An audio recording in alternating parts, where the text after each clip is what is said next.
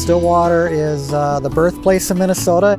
It's a community of about 20,000 people located on the East Metro area. The existing lighting system was over 30 years old.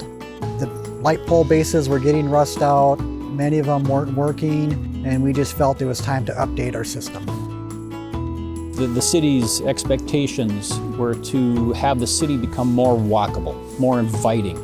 A lot of times we see people that come down only at night to the city. Well, when you're parking in some of the parking lots to the west of the downtown, the rest of the core up the hill, those pathways, the walkways from there to the downtown weren't illuminated very well.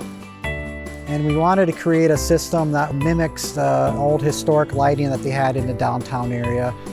Historic pole with the acorn globe set up. What we did is we found old images from a photographer and filmmaker from turn of the century, John Runk. We found the images, we found what the poles looked like, and now we have poles that are nearly identical to those that were installed in the 1930s. What we're looking at is, the fact that new, brighter, more controllable lights ultimately contributes to public safety, especially at night in our city. We want our intersections lit up as much as possible without bothering residents and different people in the area.